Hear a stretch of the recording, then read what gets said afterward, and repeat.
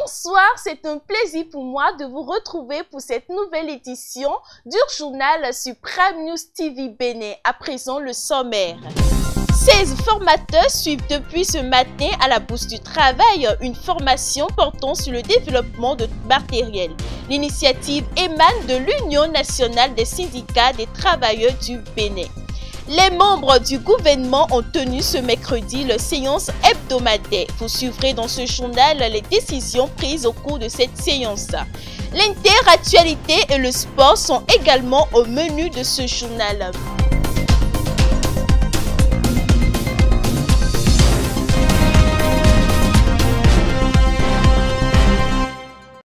Comme annoncé en titre, l'Union nationale des syndicats des travailleurs du Bénin a organisé à l'intention de 16 formateurs des organisations membres un atelier de développement de matériel. Cet atelier entre dans le cadre du programme de formation des formateurs qui a pour finalité le recrutement de nouveaux membres au sein de l'organisation. L'atelier s'est ouvert ce jeudi à la Bourse du Travail à Cotonou en présence de Virginie Kassa et de Vital Amoussou. Cet atelier de développement de matériel est la troisième étape du programme de formation des formateurs initié par l'UNSTB. 16 formateurs participent à cet atelier qui vise à doter la Confédération des formateurs bien formés qui pourront assurer les programmes de formation. Si, pour Confucius, un ouvrier qui veut bien faire son travail doit d'abord préparer ses outils, nous pouvons aussi affirmer, en réfléchissant comme lui, que le formateur qui veut exceller dans ce domaine doit d'abord développer son matériel de formation et le maîtriser du bout des doigts. C'est justement là tout le bien fondé de ce troisième atelier dédié au développement de matériel dans le cadre de la formation des formateurs. Le programme de formation des formateurs dénommé TITIEM est un programme holistique. Il ne vise pas seulement à vous donner la connaissance requise pour faire de vous des formateurs, mais il vous dote également de l'outil nécessaire pour mettre en œuvre la connaissance acquise.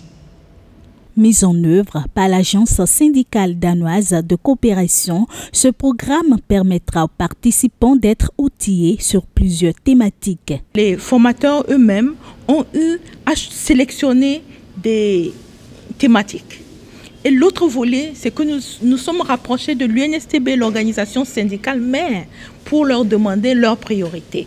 Et qu'est-ce que nous avons fait? Nous avons mis ensemble, arrimé, matché les deux, les priorités sélectionnées par les formateurs et les priorités sélectionnées par l'UNSTB. Et vous savez quoi? C'est les mêmes priorités en réalité. Ça montre que l'organisation est proche de ses membres. Et donc, nous avons les droits et devoirs du travailleur, nous avons le dialogue social, nous avons la protection sociale et la sécurité sociale, nous avons également les conventions collectives, nous avons le contrat de travail au Bénin, nous avons un certain nombre d'éléments qui reviennent, comme les élections professionnelles également. Les attentes au terme de cet atelier sont précises. Avec l'ADCD aujourd'hui et avec cette formation, nous sommes donc en train de reconstituer le vivier des formateurs afin que, in fine, l'UNSTB puisse avoir le monopole des formations comme ce fut le temps d'antan, donc comme par le passé je vous l'ai dit, pour que nous puissions donc redresser notre blason sur en matière de formation. Chacun donc va sortir, grandir et deviendra donc des formateurs non seulement pour le partenaire ADCD, mais surtout et principalement pour l'UNSTB, notre confédération. Ça nous amène à comprendre en fait les enjeux qu'il faut pour être un bon travailleur et aussi ce qu'il faut pour défendre les causes des travailleurs que nous sommes. Nous souhaiterions quand même devenir de vrais formateurs et en ce sens que nous allons pouvoir être capables de fournir le nécessaire qu'il faut à tous les travailleurs sur le territoire béninois et être aussi une confédération modèle qui pourra vraiment protéger l'emploi ou défendre le travailleur que nous sommes. Cet atelier qui se tient à la Bourse du Travail à Cotonou et qui a démarré ce jeudi 28 mars 2024 prendra fin le 30 mars 2024. La séance hebdomadaire des membres du gouvernement s'est tenue ce mercredi 27 mars 2024. Plusieurs décisions ont été prises au cours de cette séance, suivant ici le porte-parole du gouvernement, Wilfried Léandre Rungbechi. Au chapitre des mesures normatives, mise en place et modalités de tenue du registre des Béninois de l'étranger.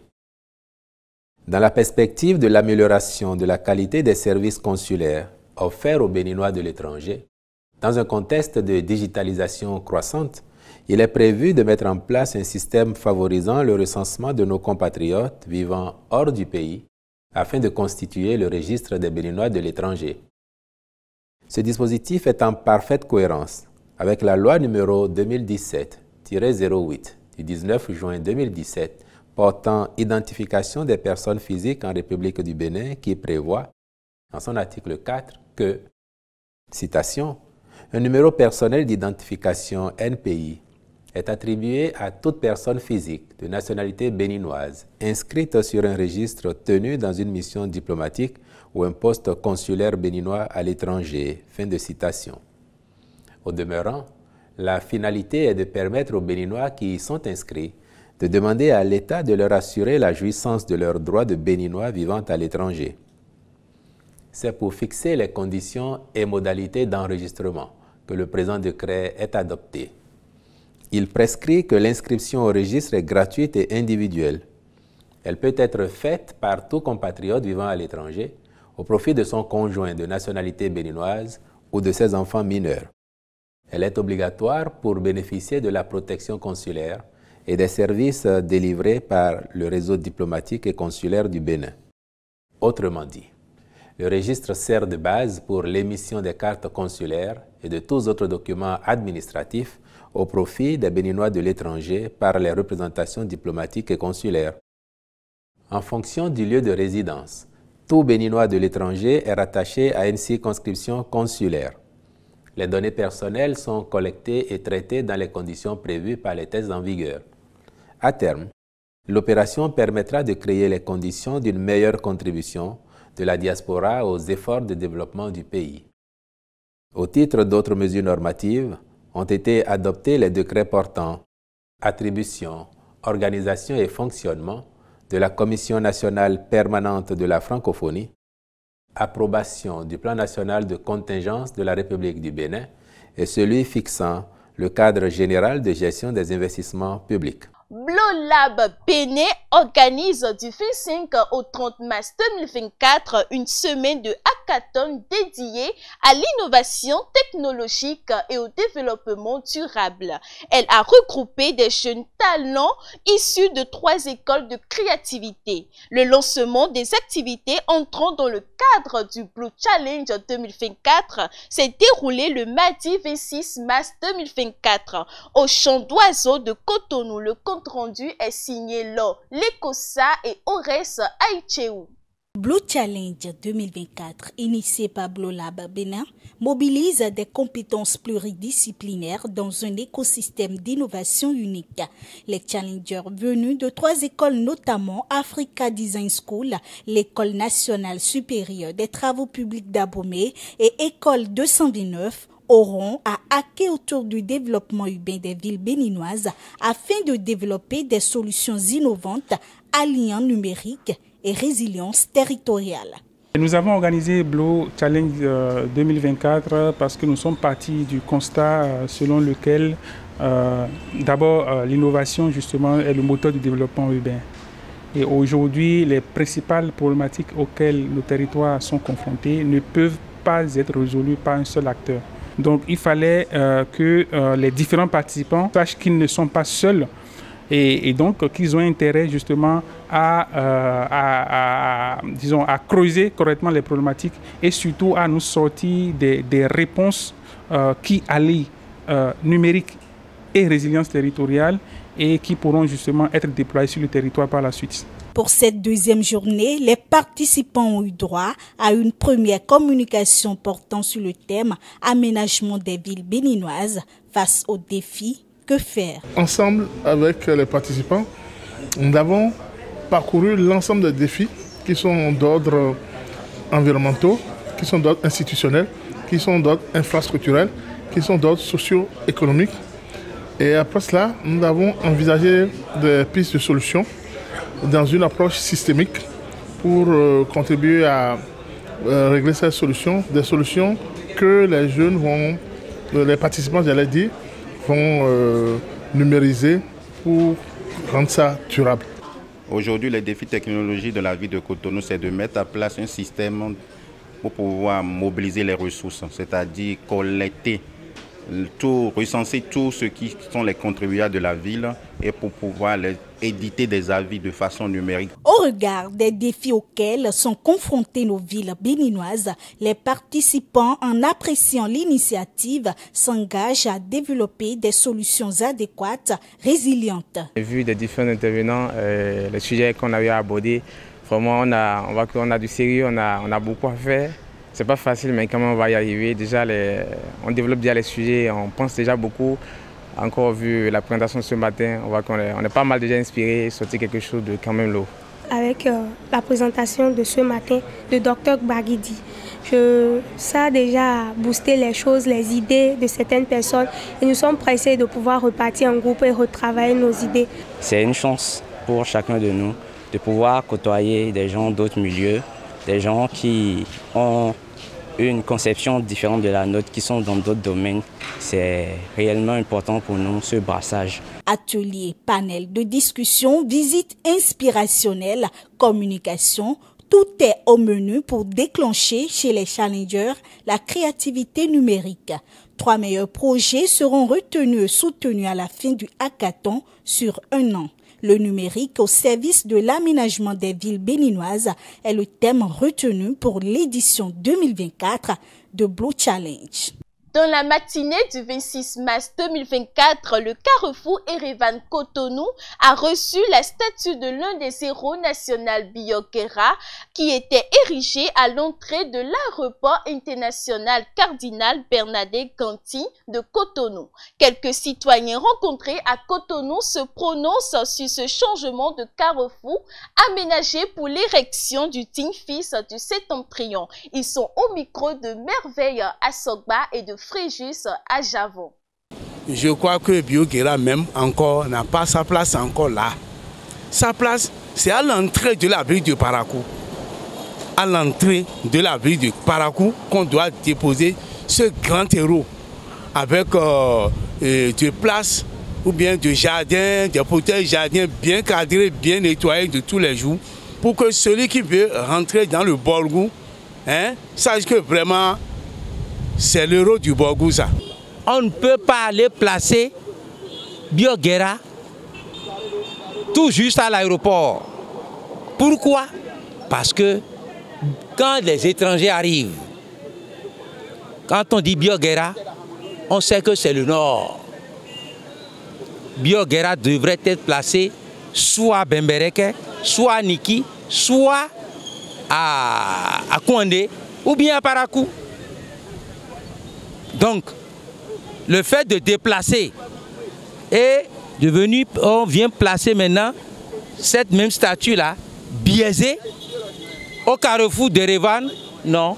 La statue Biogera, un des héros de notre pays, le Bénin, a été érigée au carrefour aéroport. Tout le monde est déjà fier, tout le monde était content. Et dans l'imaginaire du Béninois lambda, c'est que son héros national, l'un de ses héros du pays est érigé au carrefour de l'aéroport. Mais déplacer pour aller au carrefour Erevan, moi je pense qu'il revient aux autorités de nous expliquer l'importance de ce déplacement. Moi j'ai constaté qu'ils ont fait une bonne remarque parce que dès qu'ils ont installé depuis là-bas l'installation au niveau de l'aéroport, Déjà, moi, quand j'avais vu ça, j'avais déjà dit que c'était dans l'obscurité. C'était un peu caché. Et Dieu merci, quand l'idée est venue plus tard, que ça sera déplacé vers le carrefour Erevan, j'étais ému, j'étais très content. Le déplacement de la statue de Biogara de l'aéroport pour le carrefour Erevan, je dirais que c'est de l'improvisation. Puisque avant de mettre le statut à l'aéroport, il fallait calculer. Et de deux, cela coûte combien pour le trésor public? Pour déplacer encore, c'est de l'argent. Je pense que c'est du gâchis. Mais sa place, c'est peut-être à l'entrée de Parakou, puisque c'est là-bas où il a mené des actions. La Maison des Jeunes d'Agla a servi de cadre à la finale du concours départemental Arène des Génies organisé par l'ONG Fait à Lozé. C'était le dimanche 24 mars 2024. Les détails dans cet élément. Naïma Abdoulalim et Krasiak Padonou sont les deux finalistes de ce concours départemental dénommé Arène des Génies, organisé par l'ONG Fait à Lozé. Une finale qui a regroupé 4 candidats dans la catégorie calcul mental et 6 en dictée. Les deux finalistes ont été récompensés par un paquet d'eau, des t-shirts et une attestation de participation. Je suis très contente pour moi et je vais féliciter mes adversaires parce qu'elles se sont bien défendues. Ce que je peux promettre, je ferai de mon mieux et faire l'effort de revenir avec le prix. Je ressens de la joie. Je promets de toujours plaire à mon pays et de continuer comme ça. Je trouve que c'est bien les concours, sauf que je suis un peu triste d'avoir perdu à la finale. Le président du jury apprécie le déroulement du concours. J'ai beaucoup aimé le concours. Les enfants que nous avons aujourd'hui sont pratiquement des génies. Et je salue le travail des enseignants et surtout celui des parents. Parce que quelle que soit la qualité de l'enseignant que nous avons, la compétence de l'enseignant, s'il n'y a pas un accompagnement derrière des parents, ça ne donne pas un résultat tel que celui que nous venons de voir. C'était simplement magnifique. Qu'un d'eux n'a démérité. Et ils sont des enfants très intelligents. Qu'ils continuent à étudier, qu'ils ne se découragent pas. Voilà, peut-être que la prochaine fois serait leur chance. Le président de l'ONG revient ici sur l'objectif du dit concours. L'ONG Fait à Lozé, c'est le forum pour s'épanouir et réussir à Lozé.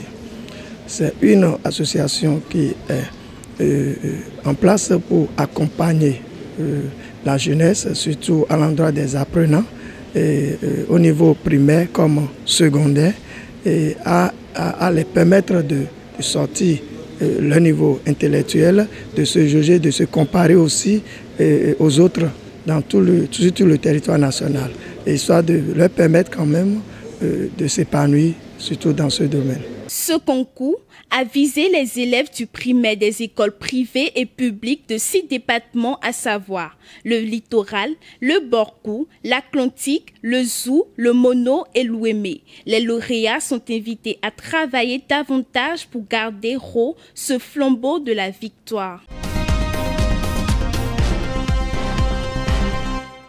À présent, le condensé de l'actualité internationale, c'est avec Ézéchiel Amandé.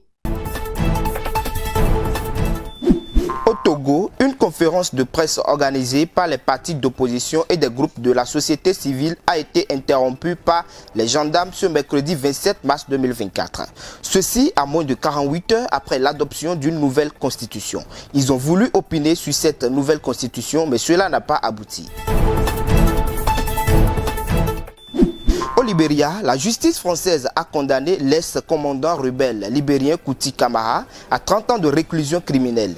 Il a été jugé en appel pour des actes de barbarie et de complicité de crimes contre l'humanité lors de la première guerre civile au Libéria qui s'est tenue entre 1989 et 1997. En République démocratique du Congo, la chef de MONUSCO, Bintou Keïta, a tiré plusieurs sonnettes d'alarme à l'ONU sur la situation sécuritaire et humanitaire qui prévaut dans le pays. Elle a informé le Conseil de sécurité pour la première fois depuis l'élection présidentielle de décembre et l'a prévenu des avances significatives des rebelles du M23 dans l'est du pays. En Turquie, à l'approche du scrutin municipal du 31 mars 2024, les élections suscitent peu d'engouement. Le pouvoir veut reconquérir les grandes villes comme Istanbul et Ankara que l'opposition jette depuis 2019. En Australie, après que Pékin ait annoncé lever les surtaxes qui visaient le vin en provenance d'Australie, Canberra a annoncé aussi l'abandon de sa plainte contre la Chine auprès de l'Organisation mondiale du commerce. Cet abandon a été fait à travers un communiqué du Premier ministre australien Anthony Albanese, de la ministre des Affaires étrangères Penny Wong et du ministre du Commerce Don Farrell rendu public ce jeudi.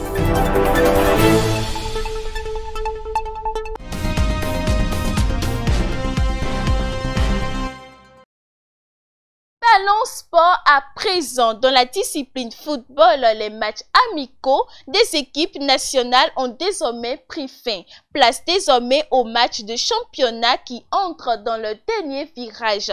Suivez cet élément pour plus de clarification. La trêve internationale FIFA de mars 2024 est désormais terminée. Le Bénin en a profité pour se mesurer à la Côte d'Ivoire championne d'Afrique. Score final 2-2 et une défaite 1-0 contre le Sénégal. La surprise de cette trêve demeure la défaite inattendue de la France 2-0 contre l'Allemagne. Le Brésil a tenu en échec l'Espagne sur ses propres installations au stade mythique de Santiago Bernabéu sur le score de 3-3 après avoir battu l'Angleterre 3 jours plus tôt grâce au jeune prodigue Andrich qui a marqué un but dans chacun des deux matchs et Lamine Yamal qui a provoqué un penalty converti par Rodri et une passe décisive par la suite. Quid de rencontres à ne pas manquer ce week-end pascal dans les 5 grands championnats. Le Classiquet s'annonce moins bouillant cette année entre le Bayern de Munich et le Borussia Dortmund dans la mesure où les deux équipes sont distancées respectivement de 10 et de 20 points du leader Leverkusen. Presque même cas de figure en France pour le PSG assuré d'être champion affronte un Motribon Marseille enguillé à la 7e place à 20 unités du leader. La rencontre qui volera la vedette ce week-end pascal est le match Man City contre Arsenal. Man City 3e avec 63 points contre Arsenal 1er avec 64 points. Les rencontres Real Madrid Athletic Club de Bilbao en Espagne, Napoli Atalanta entre autres offriront également du spectacle aux amoureux du ballon rond. C'est ainsi que se referme ce journal du 20h. Merci de l'avoir suivi et à bientôt.